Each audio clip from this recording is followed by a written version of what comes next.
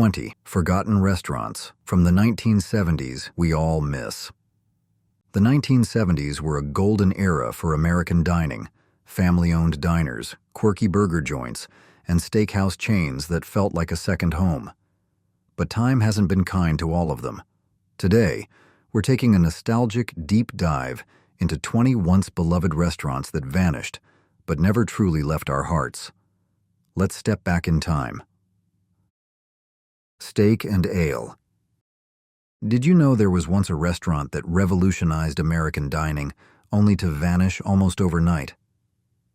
Back in 1966, Norman E. Brinker opened the doors of Steak and Ale in Dallas, Texas, forever changing the casual dining scene. Imagine stepping into a dimly lit, cozy English tavern with wooden beams overhead, candle-lit tables, and an inviting aroma of herb-roasted prime rib filling the air. At its peak in the 1980s, this beloved steakhouse empire stretched to nearly 280 bustling locations, winning hearts with its Kensington Club steak and groundbreaking unlimited salad bar. But tastes changed in the 1990s. Competition grew fierce, and even bold marketing moves and budget-friendly menu tweaks couldn't halt its decline. Eventually, in 2008, Steak and Ale served its last meal and quietly disappeared. But nostalgia is powerful, and good ideas rarely fade away forever. Remarkably, in 2024, Steak and Ale made an emotional return, opening new restaurants across Texas and the Midwest, blending cherished classics with fresh innovations to recapture the spirit of an era many still deeply miss. Beefsteak Charlie's. There was a time when dining out meant endless steak, overflowing glasses, and memories made around a cozy table. Beefsteak Charlie's, born in Manhattan in 1910 through the vision of Charles W. Chisel, perfectly captured this golden era. Its pub-like warmth welcomed generations who eagerly crowded in for hearty steaks, massive seafood platters, and that legendary unlimited salad bar. Few today recall that in 1976, Larry Ellman breathed new life into Beefsteak Charlie's, expanding it into an East Coast favorite with over 60 bustling locations. But here's something few diners realized at the time. The restaurant's generous offer of unlimited beer, wine, and sangria became both its signature attraction and tragic downfall. By the mid-1980s, shifting dining habits and fierce competition eroded its success, leaving it financially unstable. Attempts by Bombay Palace restaurants to save the beloved brand in 1987 proved unsuccessful. Gradually, one by one, the cheerful doors of Beefsteak Charlie's closed, until the very last location quietly faded away in 2009, leaving behind only nostalgic echoes of joyful, carefree dinners. Burger Chef. Back in 1954, Frank and Donald Thomas cooked up a revolutionary concept in Indianapolis, Indiana, Burger Chef. Almost overnight, the restaurant captured hearts and appetites alike, becoming the talk of the town with mouth-watering innovations. Imagine biting into the triple threat, the nation's very first combo meal, featuring a burger, fries, and drink, all yours for just 45 cents. And let's not forget favorites, like the hearty Big Chef and the irresistible Super Chef, burgers so iconic they kept customers lining up. By 1973, Burger Chef proudly stood as one of America's largest fast food empires, boasting more than 1,000 bustling locations from coast to coast. Yet, even legends can't last forever. The 1980s brought turbulent change as Burger Chef fell into the hands of General Foods and later Imasco, owners of Hardee's. One by one, cherished burger chefs transformed into Hardee's locations, succumbing to relentless competition from giants like McDonald's and Burger King. Sadly, in 1996, the final Burger Chef flipped its last patty, quietly closing the book on a once-beloved American burger legacy, leaving behind nostalgic cravings and treasured memories of simpler, tastier times. Sambo's. Remember when you could grab breakfast at a diner whose name alone could start an argument? Founded back in 1957 in sunny Santa Barbara by partners Sam Battistone Sr. and Newell Bonnet, Sambo's Diner quickly became a fixture in American communities. Combining their own names and unintentionally referencing a children's story that would later spark fierce controversy, the founders created a cozy spot that specialized in fluffy pancakes, juicy burgers, and comfort food classics. Families poured in, drawn by affordable meals and colorful murals depicting scenes from The Story of Little Black Sambo. Yet, as the chain rapidly expanded to an astounding 1,117 locations by 1979, trouble simmered beneath the surface.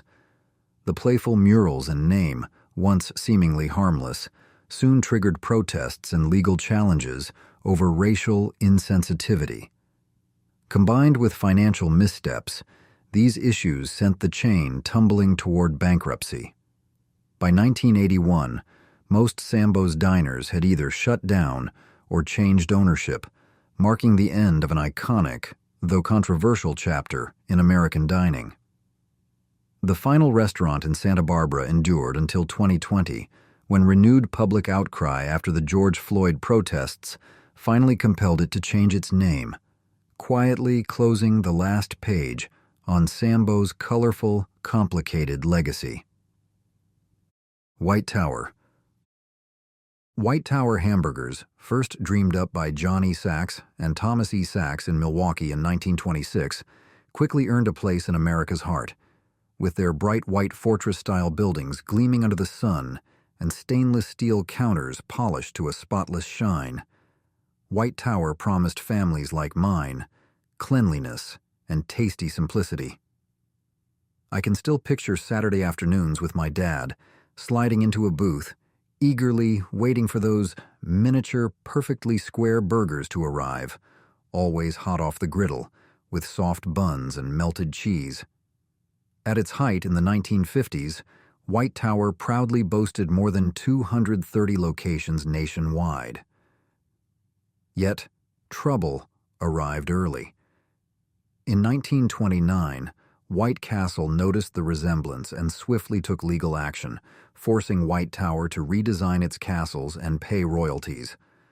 Over the decades, despite attempts to adapt, the beloved chain struggled against fierce competition and changing tastes, quietly fading from neighborhoods one by one.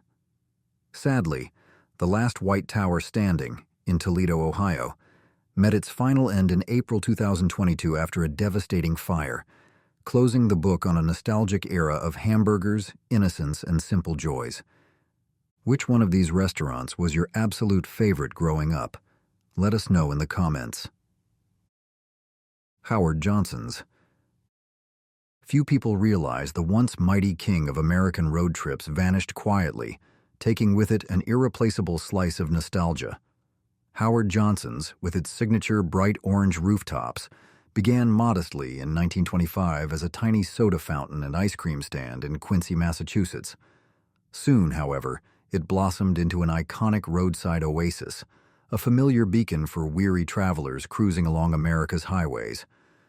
Known affectionately as Hojo's, it boasted a menu filled with hearty comfort food, from crispy fried clams to classic hot dogs. Yet the real magic lay in those famous 28 flavors of ice cream, so creamy and delicious. Some customers genuinely believed Howard Johnson himself invented ice cream. Though he never claimed to, he certainly perfected it. By the 1960s and 70s, Howard Johnson's proudly operated over 1,000 bustling locations nationwide. Sadly, as years passed and competition intensified from fast food giants like McDonald's and Burger King, America's appetite shifted toward quicker, cheaper meals. Gradually, the bright lights dimmed and orange roofs faded away, leaving empty spaces and memories behind. The chain slowly dwindled, one location at a time, until 2022, when the very last Howard Johnson's in Lake George, New York, closed its doors forever, marking the quiet end of an era and leaving generations longing for one more scoop of childhood joy. Bob's Big Boy. Did you ever share fries and a shake with a smiling, oversized kid in red checkered overalls outside your local diner? Bob's Big Boy captured hearts and appetites alike, starting humbly in Glendale, California, in 1936, when Bob Wyan opened his modest burger stand known as Bob's Pantry. Just 6 months later, he created something magical, the legendary Big Boy Burger, a juicy double-decker masterpiece that soon became the soul of his growing empire. With its shiny chrome counters, checkered floors, and cozy booths, Bob's Big Boy effortlessly transported diners back to simpler days, becoming a beloved stop for families seeking hearty comfort food. At its peak, in 1989, Bob's proudly welcomed hungry guests in over 240 locations nationwide. But success wasn't meant to last forever. After selling the brand to Marriott Corporation in 1967, a revolving door of new owners and poor strategic choices gradually chipped away at the diner's charm. Financial challenges and fierce competition from emerging fast food giants accelerated its decline. Sadly, most Big Boy locations shuttered their doors for good, leaving only a handful of nostalgic survivors, mainly scattered across Southern California. Today, the iconic Burbank location stands proudly as a recognized historic landmark, a treasured reminder of birthday parties, family breakfasts, and carefree laughter echoing across generations. Sizzler. Imagine a restaurant so devoted to salads that it accidentally sabotaged its steaks. Welcome to the curious case of Sizzler. In 1958, Del and Helen Johnson opened their first family-friendly steakhouse in Culver City, California, quickly winning hearts by serving juicy steaks at wallet-friendly prices. By the mid-1960s, the aroma of sizzling steaks and grilled seafood drew hungry families into over 100 locations, making Sizzler a household name across California. But here's something many folks never knew. In the competitive frenzy of the 1980s, facing tough rivals like Outback Steakhouse and Red Lobster, Sizzler introduced an innocent-looking salad bar. Soon, though, this humble salad bar ballooned into a lavish buffet overflowing with fresh fruit, pasta salads, and countless sides, gradually overshadowing the very steaks that made them famous. Ironically, their attempt at innovation backfired, compromising quality and hurting their reputation. By 1996, financial troubles forced Sizzler into Chapter 11 bankruptcy, leading to the closure of more than 130 restaurants. Though its glory days had passed, Sizzler's story is fondly remembered by many as a cautionary yet nostalgic tale of ambition, adaptability, and how sometimes even the freshest fruit can't replace the magic of a perfectly grilled steak. Shakey's Pizza. Long before pizza meant quick delivery and quiet nights in, there was a place where every slice came with a side of jazz and laughter. It all started in 1954 when Sherwood Shakey Johnson and his friend Ed Plummer opened the very first Shakey's Pizza Parlour in Sacramento, California. Walking through Shakey's doors meant stepping into a joyful world filled with lively Dixieland jazz, bubbling laughter, and mouth-watering aromas of freshly baked pizza and crispy fried chicken. It quickly became more than just a restaurant. It was a gathering spot where families celebrated birthdays and teenagers hung out, sharing pitchers of ice-cold beer.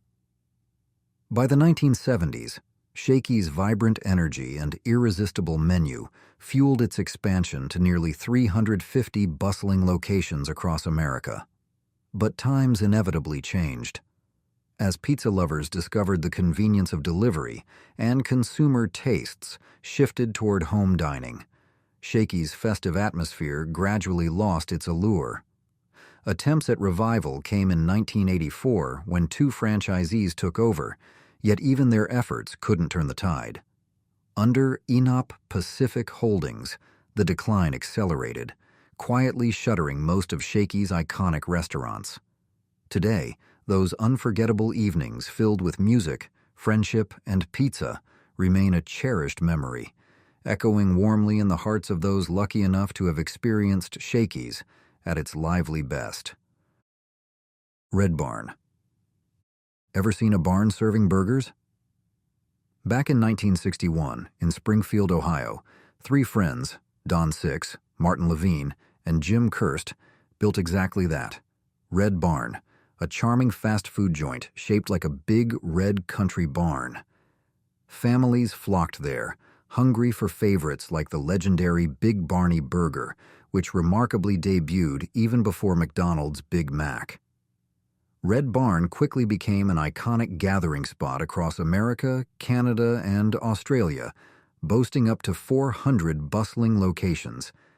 They even pioneered trends, introducing the popular Barnbuster Burger and one of the earliest self-service salad bars. One hilarious memory I still recall vividly involves my Uncle Joe, who mistakenly loaded his burger with coleslaw, thinking it was shredded lettuce. He swore by it ever since. However, good times can't last forever. Trouble arose when Red Barn was acquired by City Investing Company in 1978. Sadly, their real estate interests overshadowed the burger business, leading to dwindling support and declining popularity. Eventually, franchises vanished one by one, until the very last Red Barn closed quietly in 1988. Today, nostalgic customers still smile warmly, reminiscing about simpler days when dining in a bright red barn felt special, especially if coleslaw unexpectedly found its way onto your burger. If these nostalgic restaurants brought back some great memories, hit that like button and subscribe so you won't miss our next trip down memory lane. Farrell's Ice Cream Parlor. Not many restaurants announce your dessert with sirens, drums, and a cheering crowd, but Farrell's Ice Cream Parlor was never just any restaurant. Founded in 1963 by Bob Farrell and Ken McCarthy in Portland, Oregon, Farrell's quickly captured America's heart and sweet tooth with its over-the-top ice cream creations and festive atmosphere. Every visit felt like stepping into a lively carnival from the 1890s, complete with antique decor, player pianos tinkling merrily, and smiling staff decked out in vibrant costumes straight from another era.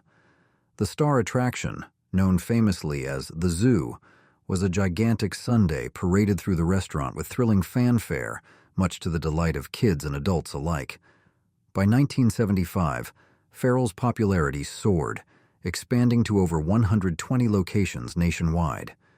Yet after Marriott took control in 1972, the magic slowly melted away, unable to withstand shifting tastes and fierce competition. Though a nostalgic revival briefly sparked interest in the 2000s, the final chapter ended quietly in Brea, California, in 2019, closing the book on a beloved American tradition of unforgettable celebrations, laughter, and dessert, served with unmatched excitement. Gino's Hamburgers. Just hearing the words, Gino Giant, brings me straight back to the taste of Friday night burgers with friends. In 1957, Gino's Hamburgers came to life in Dundalk, Maryland, started by Baltimore Colts, legends Gino Marchetti and Alan Amech, alongside friends Joe Campanella and Louis Fisher. Right away, folks fell in love with their juicy signature creations, the massive Gino Giant burger, loaded with toppings, and their premium sirloin sandwiches. Adding to their irresistible charm, Gino's cleverly partnered with Kentucky Fried Chicken, offering the Colonel's famous crispy chicken right alongside their own mouth-watering burgers. Before long, families and football fans alike crowded the booths of Gino's more than 300 locations scattered throughout the Mid-Atlantic. Yet, as the 1970s rolled into the 1980s, the beloved burger joint began feeling the heat from bigger chains. Growth slowed, profits dwindled, and eventually, Marriott Corporation stepped in, transforming most Gino's restaurants into Roy Rogers locations by 1982. For many loyal customers, it felt like losing an old friend. But while the restaurants vanished, the memories of biting into those legendary burgers, laughing with friends under bright neon lights, have lingered warmly for decades, keeping alive the legacy of a beloved eatery that once proudly served both burgers and buckets, and did it deliciously. Lums. Have you ever tasted a hot dog steamed in beer? If you did, chances are you've got fond memories of Lums, the quirky Miami Beach eatery founded by brothers Stewart and Clifford Perlman back in 1956.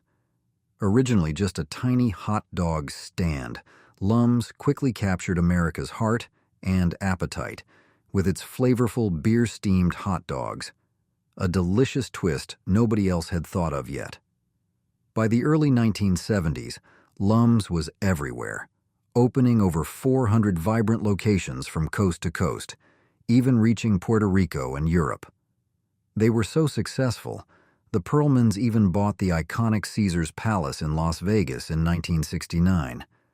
Soon after, in 1971, they sold Lums to entrepreneur John Y. Brown, who tried shaking things up by introducing the Ollie Burger, a legendary recipe from Miami's famous Ollie Gleikenhaus. Unfortunately, the magic didn't last. After the Swiss company Wienerwald took ownership in 1978, financial troubles began simmering. By 1982, Lums filed for bankruptcy, marking the start of its slow disappearance. The final restaurant quietly shut its doors in Bellevue, Nebraska, in 2017, bringing an end to a beloved chapter in casual dining. Yet, for those lucky enough to savor a beer-steamed hot dog at Lums, the memories linger, seasoned forever by nostalgia. Henry's Hamburgers. Henry's Hamburgers once sold cheeseburgers for just 15 cents. Yes, really. And customers thought that was pretty swell.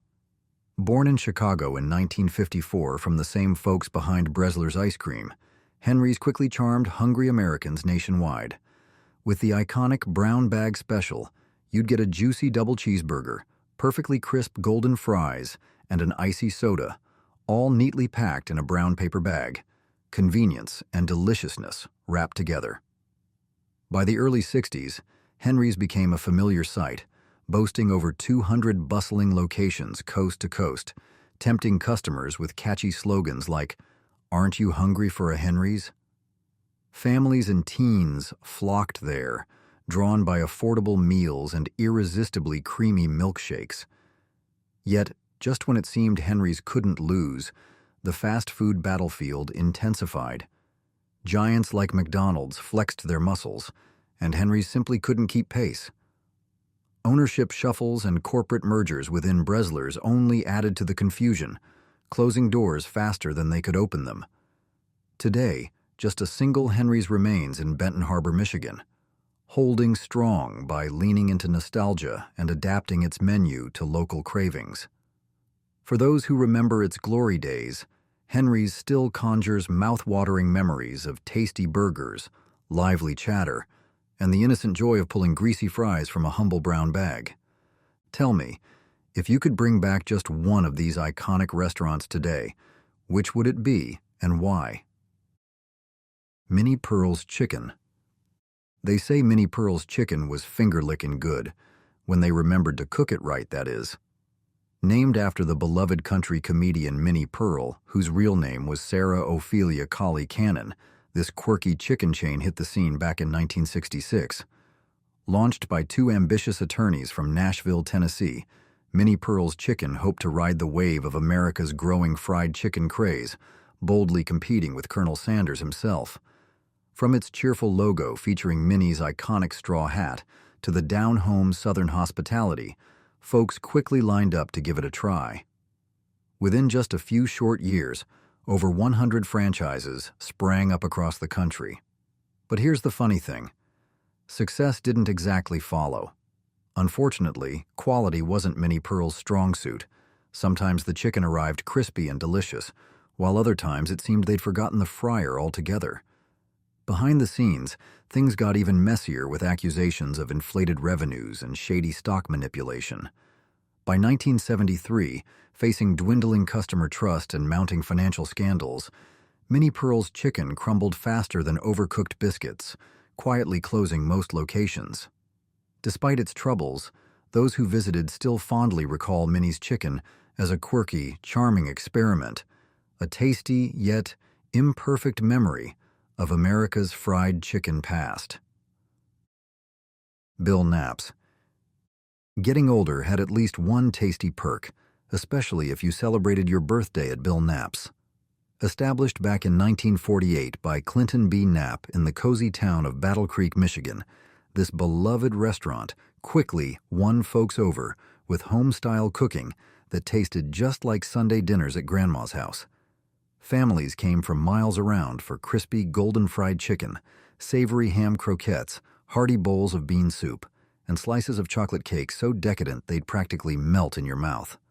But what truly set Bill Knapp's apart was their famous discount. Diners enjoyed savings equal to their age on birthdays and anniversaries, delighting grandpas everywhere. At its height, Bill Knapp's warmly welcomed guests in over 60 locations throughout Michigan, Ohio, Florida, Illinois, and Indiana. Unfortunately, as loyal customers grew older, younger generations chose trendier spots, leaving Bill Knapp's struggling in the 90s. An unsuccessful attempt to modernize in 1998, coupled with a damaging listeria outbreak, further tarnished their beloved reputation.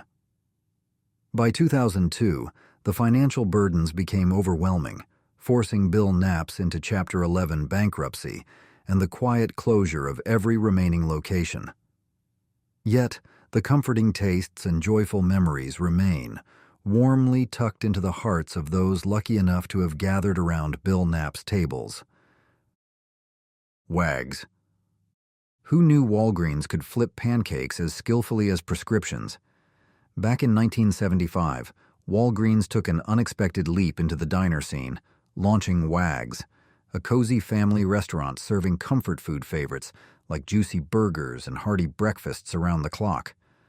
Modeled after iconic eateries like Denny's and Big Boy, Wags quickly captured the hearts of night owls, hungry families, and folks craving affordable, late-night bites. With neon signs glowing cheerfully through the night, Wags became a beloved destination in Chicago and Florida, offering warm booths, endless coffee, and friendly smiles, even at 2 a.m. Yet despite the initial buzz, Walgreens decided to step away, selling all 91 thriving locations to Marriott in 1988. Sadly, Marriott struggled to find the right recipe, leading to confusion, poor management, and dwindling enthusiasm from once loyal customers. Gradually, the familiar glow faded, replaced by new Shoney's restaurants or empty buildings. By 1991, the doors had quietly closed for good, marking an unexpectedly swift end to a once popular gathering spot. Though Wags is long gone, memories linger warmly.